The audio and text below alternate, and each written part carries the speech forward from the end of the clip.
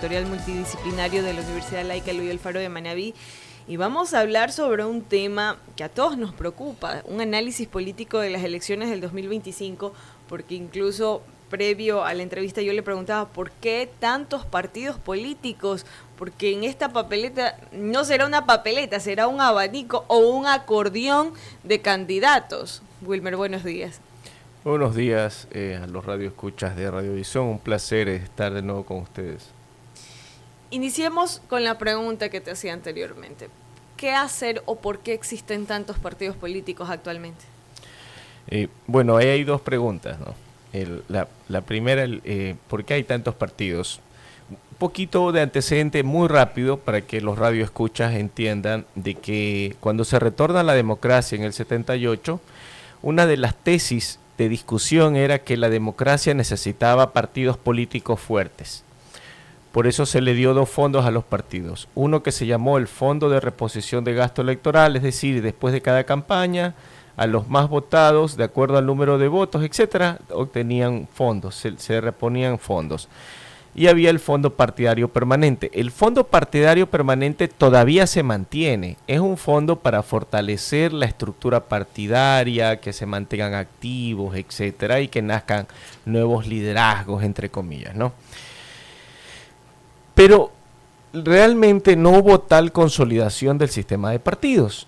Luego hubieron quejas en los años 90, a finales de los 80 y 90, porque la gente decía y los actores políticos decían que era difícil formar parte de los partidos porque había una élite que no permitía el ingreso de nuevos actores. De manera que hubieron consultas populares y tuvimos a los que se candidatizaban por fuera de los partidos, eran los independientes. Luego se vio que esos independientes no respondían a nadie, a ninguna tesis política ni a ningún plan dentro de la asamblea. El equivalente a los independientes de antes son los camiseteros de ahora. ¿Ya? Así de simple, no responden a nada y de manera trivial, antiética, se cambian de bando, se cambian de posición ideológica de la noche a la mañana como si fuera fácil tener una tesis ideológica económica y cambiarse de una a otra. Ahora, ¿qué se debe hacer? Esa es la pregunta que se discutió en el año 2000, a inicios del año 2000. Y con la reforma, con la constituyente del 2008, se dijo, ergo, ¿qué hay que hacer? Que se reescriban los partidos. Es decir, borra y va de nuevo del registro electoral, tenían que recoger firmas y volver a nacer. Pero llegamos a lo mismo. Sí, pero por la corrupción del Consejo Nacional Electoral desde la época de Domingo Paredes hasta de Nubia Villasís y Atamaín actualmente. ¿Qué quiere decir? Que con la constituyente del 2008, los partidos estaban obligados nuevamente a recolectar firmas, pero cada firma que un ciudadano da a un partido como adherente permanente para la conformación de aquel partido, se supone que ya no podría firmar por otro partido. Pero si ustedes contabilizan el número de firmas que han dado los ecuatorianos, quiere decir que hay más firmas que número de ecuatorianos, incluidos los menores de edad. Wow. ¿Y quién debe controlar todo eso? Bueno, en principio el mismo CNE a nivel interno tendría que rendir cuentas, pero también está la Contraloría del Estado, por lo menos, ¿no? Aquí la pregunta es, ¿qué debemos hacer nosotros los ecuatorianos? Porque realmente es un poco insultante que por todo lo que estamos pasando a nivel social, a nivel de seguridad, a nivel económico, no exista un grupo político como la Asamblea que genere leyes participativas, leyes que cambien, no vemos una acción por los líderes políticos y la percepción del ciudadano común es que nos sentimos abandonados. Entonces, estas nuevas elecciones para muchos es como que dar un voto o apoyar a alguien es como tirar un papel al tacho de basura, no les genera mayor interés ni tampoco se preocupan por leer cuáles son las propuestas políticas. Muchas veces, especialmente en los sectores rurales, hay candidatos que compran un voto porque un jornalero que gana $10 al día le dicen, si me das el voto yo te pago esos $10. Mire, ese es un tema muy sensible. A ver, primero el sistema está diseñado de manera perversa para que los ciudadanos nos encontremos en un desencuentro frente a la política. ¿Qué quiere decir? Que son los partidos los que nombran o deciden quiénes son los candidatos. No hay una elección primaria en realidad. Por mucho que se diga. No es que exacto, son solo, es una formalidad. En realidad es una formalidad. Hay un mecanismo que me parece interesante, las PASO en Argentina, más allá de la crisis que hay en Argentina, pero al menos allá los ciudadanos tienen más culpa. Porque en Argentina, en las PASO, el precandidato a la presidencial son elecciones generales, son primarias generales. El candidato a la presidencia que saca menos de un 4% ya no podría ser candidato formalmente. Quiere decir que en el Ecuador más de la mitad de los que están ya no podría ser. Es decir, no pasaríamos de 4 o 5 candidatos en el Ecuador. Esa no sería una regla para establecer aquí en Ecuador. Esa podría ser una regla para el Ecuador. Y usted no tendríamos 17 precandidatos, que ahora son 16, sino que llegaríamos probablemente a 5, a 6, a 4.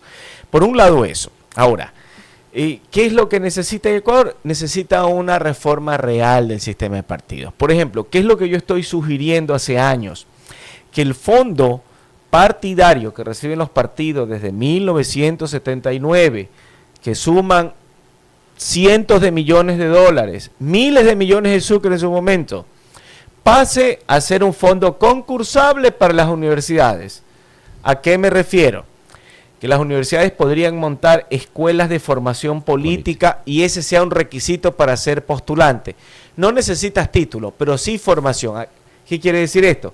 Que si yo quiero ser candidato a concejal, debería al menos conocer la Constitución del Estado, el COTAP, el sistema de participación ciudadana, procedimiento parlamentario. Contratación pública. Exacto, y contratación pública, lo mínimo. Y los distintos cursos que da la misma Contraloría tiene cursos. Debería ser obligatorio eso. Si yo quiero ser candidato a la Asamblea, debería saber sobre la Constitución, sobre técnica legislativa, sobre procedimiento parlamentario, sobre una serie de temas y tener cierta especialidad, ¿no? Porque hay comisiones legislativas. Si yo soy de una comisión legislativa, debe haber una escuela legislativa, si soy de la Comisión de lo Económico, que me profesionalice en eso, porque hacer política debe ser entendido como una profesión. El Ecuador es uno de los países con menor índice de profesionalización de la política. Es decir, hay gente que se dedica a la política pero no se forma. Ser político es un trabajo de tiempo completo, eres empleado de la gente. ¿Cómo? Bueno, aquí esas olas sociales de que Tanya Zambrano tiene muchos seguidores en redes, baila, se mueve y ya por eso el siguiente día va de candidata a la asamblea, sin tener ningún tipo de conocimiento, ni siquiera en compras públicas, ni siquiera en la Constitución, ni siquiera en leyes que son básicas para la supervivencia de los ecuatorianos. Justamente tiene que ver con eso, porque si tú le das a los partidos políticos desde el 79 dinero para formar cuadros, simplemente no lo están haciendo. El resultado es que acuden a cualquier persona que tenga algo de presencia mediática para que represente a los ecuatorianos. Por eso tenemos problemas de representación. Y voy a hilar más fino sobre algo que se está discutiendo hoy a nivel intelectual, y es la representación sustantiva de las mujeres.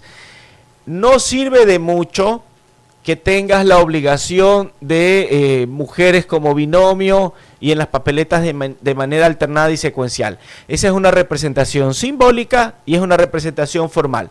Se necesitan mujeres que tengan formación para que hagan representación sustantiva, es decir, mujeres que legislen con conocimiento a favor de la mujer. Y eso tampoco pasa, porque si usted candidatiza a una mujer de la farándula, va a cumplir con los dos requisitos.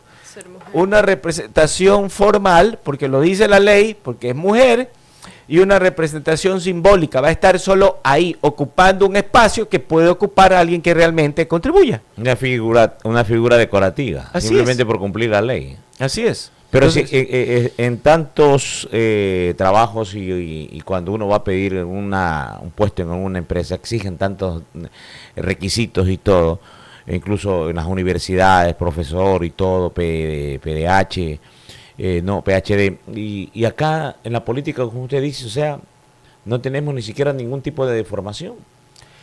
¿Quién es el llamado a controlar esto? Bueno, la democracia es un sistema que tiene falencias y una de las discusiones de hace muchos siglos es que la democracia permite que cualquier ciudadano llegue al poder cumpliendo un mínimo de requisitos. Esto nos llevaría a una discusión sobre qué tan democrático sería que estén personas por méritos como candidatos, méritos académicos. Pero sí debe de haber una exigibilidad mínima, y esa exigibilidad mínima que yo sugiero es la formación en las universidades orientadas a la profesionalización de la política. No necesariamente para tener un título de tercer nivel o de maestría en política, pero sí una formación mínima que eleve el nivel, porque insisto, si alguien decide ser autoridad política, tiene la obligación de formarse. Yo veo de manera, con tristeza, veo demasiados alcaldes y alcaldesas que tienen unos niveles de ignorancia público enorme. Igual pasa con concejales. Lo mismo sucede con los asambleístas y hasta con candidatos a presidente. Porque imagínense ustedes y los radioescuchas que en Ecuador solo tienes 2 requisitos para ser presidencial: una chequera grande y ego. Porque en Ecuador todo el mundo se cree presidencial con algo de dinero, y eres presidencial con algo de dinero, y es real.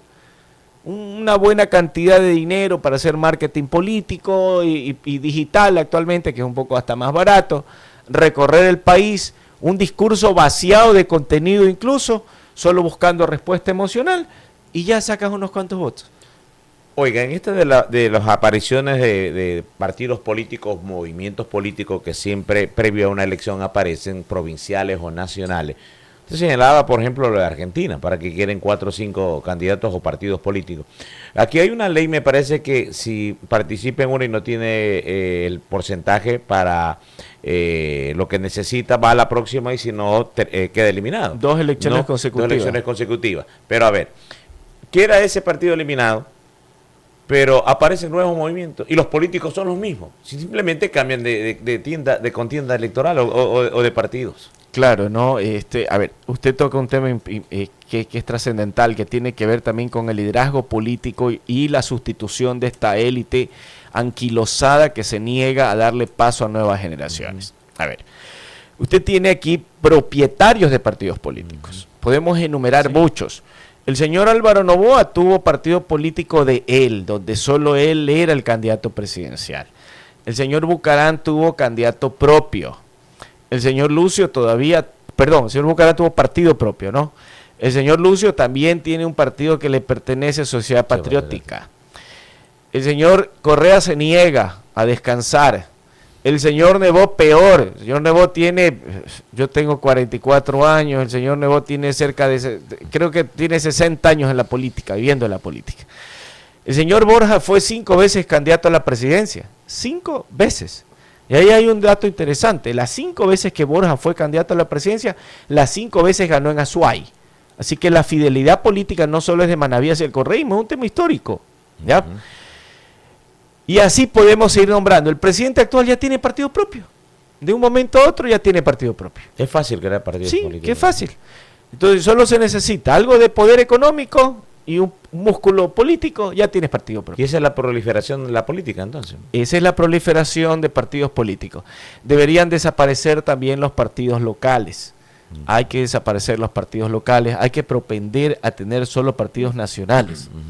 Imagínese usted, hay casi 300 partidos, es como si hubieran 300 ideologías. ¿Tantas ideologías en un país? Somos un país fragmentado en lo social e hiperfragmentado en lo político. Y muy pequeño. Así es. ¿Usted piensa que en un momento es lejano o cómo podemos hacer para terminar todas estas estructuras de la formación de partidos políticos o de movimientos políticos que aparecen en cada elección? Yo creería que en principio necesitamos una reforma, pero también necesitamos vincular la política y la ética.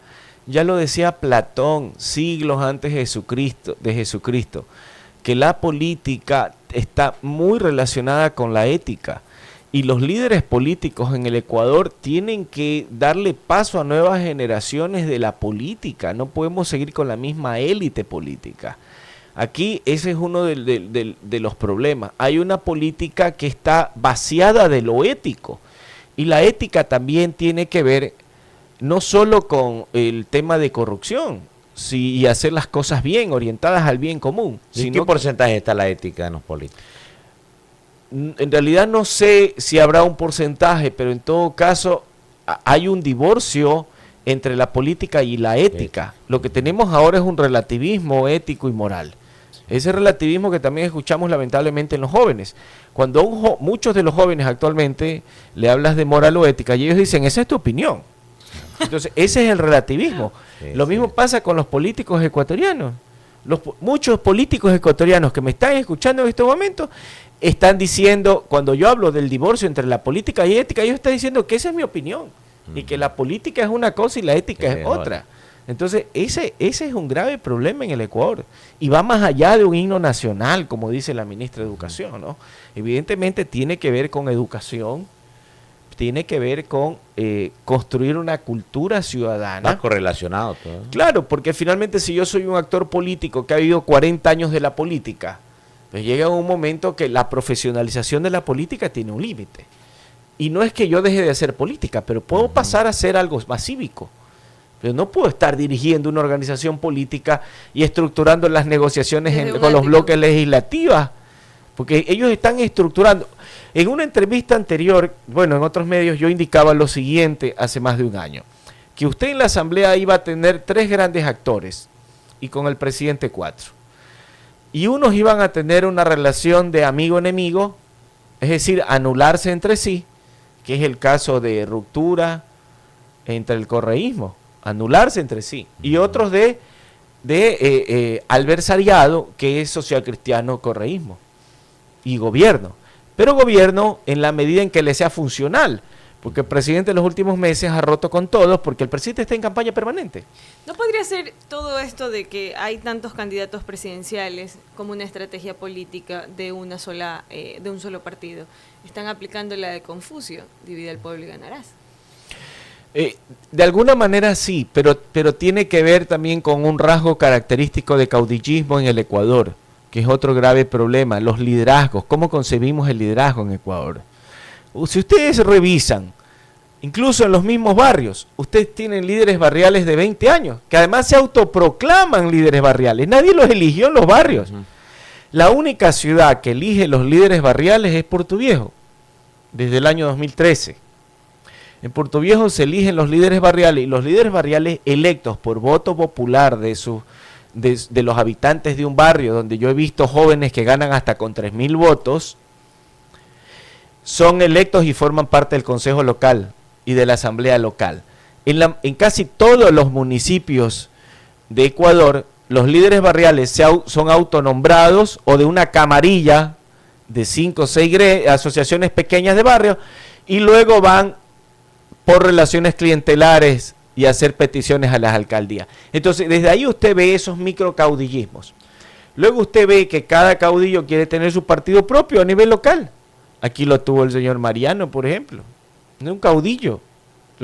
Necesitaba su partido propio. Todavía no están extinguidos los caudillistas. No, ese es nuestro estilo de liderazgo. Este es como lo decía Friedrich Nietzsche en su momento, ¿no? El pastor y el rebaño. ¿Sí? O como lo decía Foucault también, ¿no? Que los ciudadanos de alguna forma legitimamos nuestra propia dominación. ¿Y por qué siguen en vigencia los caudillistas? Porque lamentablemente es una deformación que llevamos en el Ecuador desde la época incaria. Tuvimos reyes, luego llegaron los españoles y luego adoptamos el sistema presidencial. Y el presidencialismo latinoamericano es tóxico. Europa se dio cuenta de lo peligroso del presidencialismo, por eso lo tiró abajo. Después de tener a Mussolini, a Hitler, a Stalin, etcétera, Europa entendió que el presidencialismo es peligroso. El presidencialismo es de suma cero. Un solo individuo tiene tanto poder acumulado. Sí se han puesto a pensar en eso, ¿no? Nombra a los ministros, es jefe de Estado y es jefe de gobierno al mismo tiempo. Decide la política económica, la política educativa, la política social, la política de relaciones exteriores, etcétera. Entonces, un solo individuo. Y eso hace que haya una dependencia entre el electorado masivo de que venga ese salvador. Esa persona que va a llevarnos al desarrollo, a la equidad, y que tenemos que confiar en lo que nos dice. Y es un análisis muy profundo que estremece, porque es a lo que nos enfrentamos y a lo que nos vamos a enfrentar en este 2025. Ya en la parte final, ir como cerrando los mensajes a nuestros oyentes y la invitación desde ya para seguir ampliando este tema, porque de febrero del 2025, recién estamos septiembre, hay mucha tela que cortar, hay muchos partidos políticos que analizar y hay muchas situaciones, especialmente nosotros los manavitas, en el ámbito político que estamos descuidando, sectores abandonados como el sector de la pesca artesanal, el sector de los jóvenes, de la ruralidad.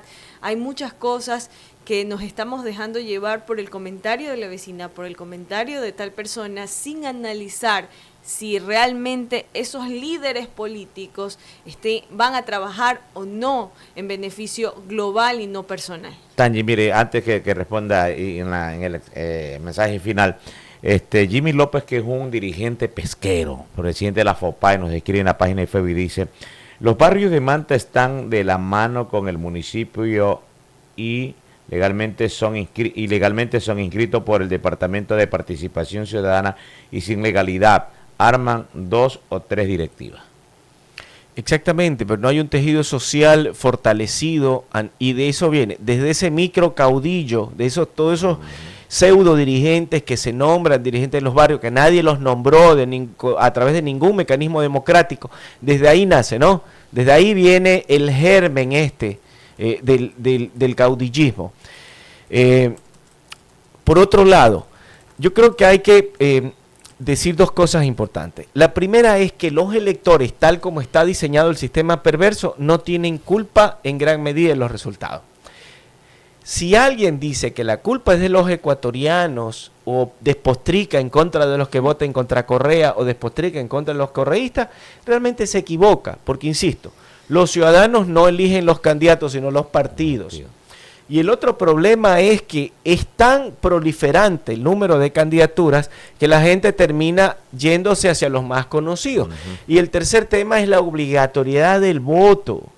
Porque si los partidos tienen el oligopolio de las candidaturas, ellos deciden quién es candidato y paso te obligan a votar, pues. Wilmer, eso es lo perverso del sistema, pues. Has tocado un tema bastante fuerte. Actualmente el Ecuador se divide de esa manera: correístas y anticorreístas. Por supuesto, pues nosotros, mire, yo lo he escrito eso ya hace más de 2 años y lo titulé de manera jocosa en mi columna de los jueves en el diario: borregos versus florindos. ¿Ya? Lo decía Carl Schmitt, que es un constitucionalista alemán de la época nazi, que lo dijo muy bien.